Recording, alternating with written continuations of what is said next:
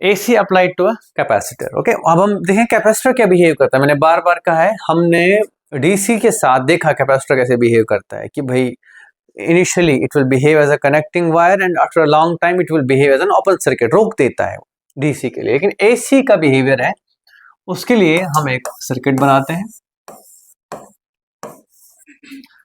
तो let's say इस पे चार्ज Q है, कैपेसिटेंस C है, और ये है हमारा V naught sine omega T.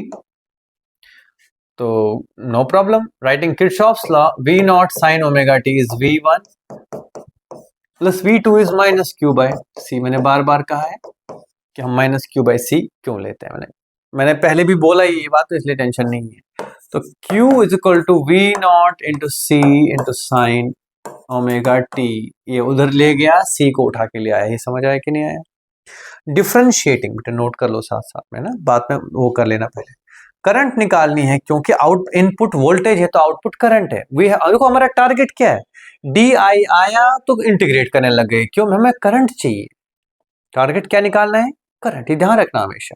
और अब Q आ गया तो डिफरेंशिएट करेंगे। It's equal to V naught C into cos omega T into omega, internal derivative. Okay, and यहां पे मैं देख सकता हूं this is the current now, I is equal to V naught by 1 by omega C, ये जानबूझ के लिख रहा हूं मैं ऐसे, इंटू कॉस ओमेगा टी। ठीक है, नोट कर सकते हो। तो जो करंट कैपेसिटर के थ्रू क्रॉस कर रहा है, सच कहूं तो मेरे मन में एक बात है, क्रॉस कर कैसे रहा है, सोचने वाली बात है ना। प्लेट तो कनेक्टेड होते नहीं कैपेसिटर के, करता है क्रॉस। ये अगले चैप्टर का बेसिस है ना, डिस्प्लेसमेंट करंट बोलते हैं उसको, पढ़ेंगे अगले चैप्टर में। फिलहाल आप ये ध्यान रखो, मन में सवाल रखो कि यहां से करंट जाता कैसे, ये तो है ही सच बात। ठीक है, आगे एक्सप्लोर करेंगे इस चीज को। फिलहाल इसको देखते हैं। तो current is equal to V naught by 1 by omega C, इसको बोलते हैं कैपेसिटेटिव रिएक्टेंस।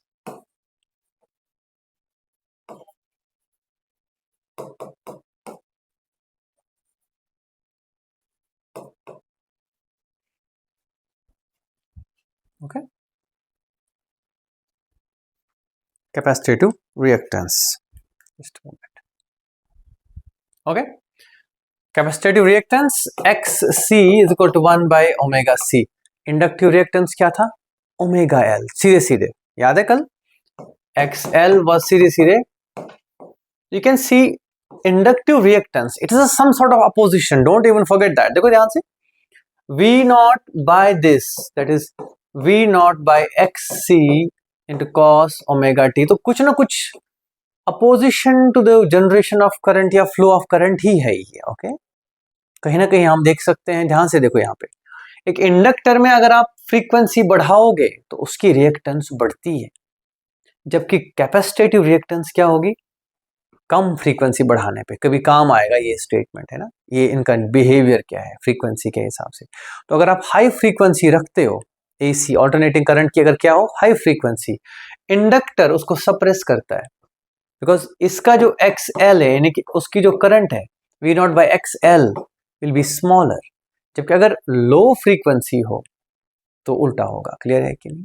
फिर हाई फ्रीक्वेंसी पे XC is equal to 1 by omega C कम हो जाएगा, दैट मीन्स ओवरऑल करंट ज्यादा दिखेगा। ठीक है, तो हाई फ्रीक्वेंसी सिग्नल्स बोलो या currents are suppressed by inductor. Clear है कि नहीं? And low frequency signals are suppressed by capacitor. Okay, current नहीं बनने देगा, देखो करंट I नॉट जो है ना कम हो जाएगा। ठीक है, नोट कर लिया? ओके, एंड इसके आगे मैं लिखूंगा I is equal to I naught cos omega T. अब फेज रिलेशन समझते हैं। मैंने कल कहा था कि अगर voltage is equal to this V naught sine omega T, तो I क्या है अब इस केस में? कॉस ऊपर वाला है ना, it is I not sine omega T plus pi by 2। ये हमने कल किया था कि ये क्या होता है। I will not repeat it today, but कल की क्लास में आप देख सकते हैं। ठीक है, यानी कि कैपेसिटेंस में जो करंट है it is leading the voltage by an angle of by a phase of pi by 2। Okay, ये है कैपेसिटेंस के केस में relation of capacitance current with that of imposed voltage, ठीक है कि नहीं, जो हम वोल्टेज अप्लाई कर रहे हैं उसके comparison.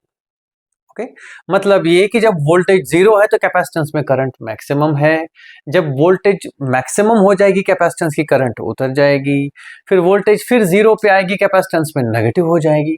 It's leading it, not lagging it. Okay, अब बात नेचुरल सी बात है, करंट निकला, वोल्टेज पता है, तो पावर की बात आएगी, है ना। और टॉकिंग अबाउट पावर मेरे बच्चों, power instantaneous is equal to V into I, that is V naught sine omega t and I naught cos omega t, sorry, that's equal to V naught I naught by 2 sine 2 omega t। बच्चों यहाँ तक ठीक है, yes or no? तो जब ऐसा हुआ, कुल मिला के this is an oscillating power, जो मैं कल भी बता रहा था, एक फुल साइकिल में इसका एवरेज जीरो होगा। क्या होगा? बिकॉज ये पॉजिटिव भी होगा नेगेटिव भी होगा, तो पी एवरेज मेरे बच्चों is zero, because average of sine omega T या 2 ओमेगा टी इज जीरो, जबकि साइन स्क्वायर ओमेगा टी का क्या था एवरेज 1/2, जो हमने रेजिस्टेंस के केस में किया है। और आज मैथ्स क्लास के टाइम पे गो थ्रू द वीडियोस, ठीक है कि मैं अभी अपलोड कर दूंगा, ठीक है बेटा, समझ गए कि नहीं? Okay, this is the behaviour of a capacitor in this case, ठीक है। इसके प्लॉट्स करते हैं हम, बाकी ज्यादा कुछ नहीं है। फिर अब एलसीआर सर्किट कंबाइन करना है, मोस्ट लाइकली वो कल करेंगे, अगली क्लास में करेंगे तो ज्यादा हो जाएगा ऐसे। एवरेज पर instant, now plots, V is equal to V naught sine omega t, I is equal to I naught sin omega t plus यानी कि cos omega t। I naught याद रखना is equal to V naught by xc and xc is 1 by omega c। Power is equal to V naught I naught by 2 sin 2 omega t। That's it। तो इनको साफ साफ देखने पे समझ आ रहा है कि क्या है। ये तो हो गया वोल्टेज का एक साइकिल, करंट का एक साइकिल कॉस वाला है। याद है कॉस कहां से स्टार्ट होता है? ऊपर से स्टार्ट होगा, फिर यहां जाके वापस आके यहां। ये है कॉस का प्लॉट, और मेरा डिग्रीज साइन 2 ओमेगा टी ऐसे ही स्टार्ट करेगा, लेकिन डबल फ्रीक्वेंसी से। लो जी, लो जी, ठीक है कि नहीं। और इसका पीक होगा V not I not by 2 और बॉटम होगा V not I not by 2। इसीलिए इसका एवरेज क्या है? जीरो। कभी पावर डिलीवर करता है फिर वापस लेता है, डिलीवर करता है वापस लेता है, ठीक है। जबकि रेजिस्टेंस में हमेशा डिलीवर ही होता है, वापस नहीं आता कुछ, because it loses the power in the form of heat. Okay,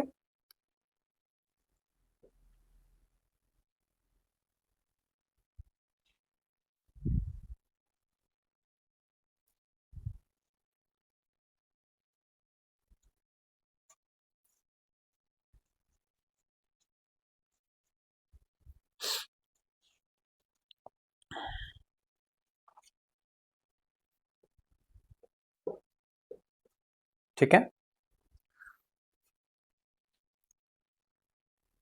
कर लिया। थोड़ा सा समझते हैं हो क्या रहा है।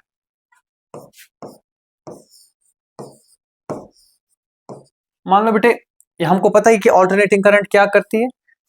अगर मान लो टाइम t है, इसका टाइम पीरियड t है, फ्रीक्वेंसी 1/t है, ओमेगा 2π/t है, जो भी है, जैसे भी आपने कहना है, it doesn't matter. t half के लिए करंट ऐसे होगा, पहले बढ़ेगा फिर घटेगा। दिस इज ये समझ रहे हैं ना, मैं करंट की बात कर रहा हूँ, आई एम नॉट सेइंग कि भाई वोल्टेज है, उसकी वजह से जो करंट है वो भी साइनोसॉइडल ही है। तो लेट्स से t हाफ के लिए वो बढ़ रही है करंट, अगले t हाफ के लिए नेगेटिव साइकिल है। मतलब कि मान लो इसमें I नॉट एम्पियर्स करंट जाना है, तो पहले करंट बढ़ना स्टार्ट होगा, और वो मैक्सिमाइज होगा, फिर वापस कम होना स्टार्ट होगा, डायरेक्शन नहीं बदली, अभी भी पॉजिटिव करंट है, फिर करंट जीरो हो जाएगा और फिर नेगेटिव हो जाएगा। नेगेटिव मींस उल्टी डायरेक्शन में करंट। तो फर्स्ट हाफ में करंट ऐसा है, सेकंड हाफ में करंट ऐसा है। इसका मतलब समझना बेटा। Let's start with neutral capacitor here. अभी 0 चार्ज, ठीक है कि नहीं? आपने यहां से करंट भेजना स्टार्ट किया तो चार्ज 0 से उठते Q/2 से Q तक हो जाएगा, ठीक है कि नहीं? जैसे ही ये फुल्ली चार्ज होगा, now is the case for discharging, clear है कि नहीं? और उसी टाइम पे करंट 0 होके नेगेटिव होना स्टार्ट करेगा, ठीक है कि नहीं? और ये चार्ज प्लस Q से 0 आते आते, आई थिंक मैं गड़बड़ कह रहा हूं, हाँ नहीं ठीक है।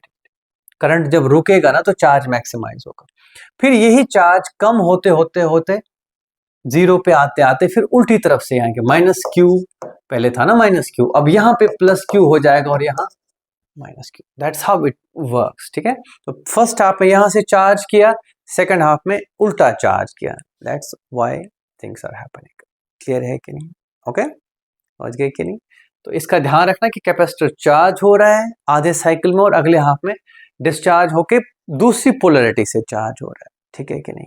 तो पहले +Q -Q होगा, okay, let's start with +Q -Q, अगले साइकिल में -Q +Q, फिर +Q -Q, फिर -Q +Q, पलटता जाएगा ये polarity. That's how we look at it. और कुछ फिलहाल मैं आज इसमें और नहीं बताना, because LCR circuit as such will require a bit of time, तो मुझे लगता है आज इतना ही करते हैं, ठीक है? हाँ, एक मजेदार चीज और बताऊंगा, मैं नोट कर लिया, ठीक है? ओके, ये तो चलो एक समझा रहा हूं मैं कि हो क्या रहा है, चार्ज कब कैसे हो रहा है ट्रांसफर, ओके?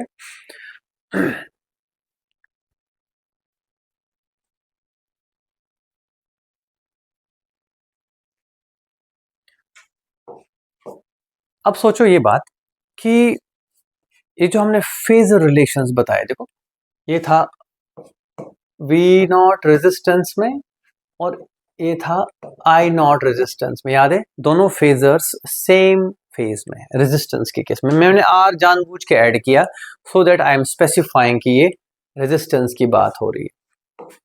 फिर मैंने बोला V0 इंडक्टेंस, तो करंट पीछे है, राइट? सही बात है कि नहीं? अगर इंडक्टेंस की बात करें तो करंट लैग करता है, वोल्टेज लीड करता है। और कैपेसिटेंस में V0 कैपेसिटेंस में पीक वोल्टेज जो हमारा सोर्स का वोल्टेज है उसके हिसाब से current is leading by 90 degree. ये इन दोनों के बीच का एंगल क्या है? ठीक है, इट इज 90 डिग्री। तो कहीं ना कहीं इस एंगल का लेना देना है बच्चे पावर एवरेज क्या होने के लिए, ठीक है कि नहीं? ये हम पढ़ेंगे एलसीआर सर्किट में। फिलहाल हम ये बोलेंगे, ठीक है, इन दोनों के बीच का एंगल क्या है? तो अगर दो फेजर्स के बीच में, वोल्टेज एंड करंट फेजर्स के बीच में एंगल क्या हो, 90 डिग्री, तो ऐसे केस में पावर ट्रांसमिशन नहीं बोलूंगा मैं, लेकिन पावर कंजप्शन 0 होगी बेटे, ठीक है कि नहीं? तो आगे चल के इसको पढ़ेंगे कि अगर अलग एंगल हो तब क्या होगा, तो तब cos phi आता है, तो वो देख लेंगे, वो कल करेंगे, ठीक है? That should be all from me today. This completes the application of AC to individual current elements, circuit elements. One resistor, one inductor and one capacitor, ठीक है? हमने तीनों केसेस में क्या क्या देखा कि हमने एक वोल्टेज लगाई तो कैसा करंट जनरेट हुआ, क्या वो ऑल्टरनेटिंग था? यस। क्या वो सेम फेज में था? डिपेंड्स। जैसे इंडक्टर में लैग कर रहा था, कैपेसिटर में लीड कर रहा था, रेजिस्टेंस में सेम फेज में था, ओके? उसके बाद हमने देखा क्या पावर ट्रांसमिट हो रहा है, ट्रांसमिट नहीं, मैं बार बार क्यों, ट्रांसमिट कंज्यूम हो रहा है कि नहीं, रेजिस्टेंस में यस, इंडक्टर में थ्योरेटिकली नो, एंड कैपेसिटर में भी theoretically no power is consumed. Clear है कि नहीं? ओके। और फाइनली जो हम कल करेंगे वो इज देयर कॉम्बिनेशन, जो हमारे घर होते हैं जहाँ पे रेजिस्टेंस भी होती है कहीं ना कहीं, इंडक्टेंस कॉइल्स तो होती हैं लगी घरों में, कैपेसिटेंस भी होते हैं, वो कल पढ़ेंगे। I would like to thank you for today and that's all.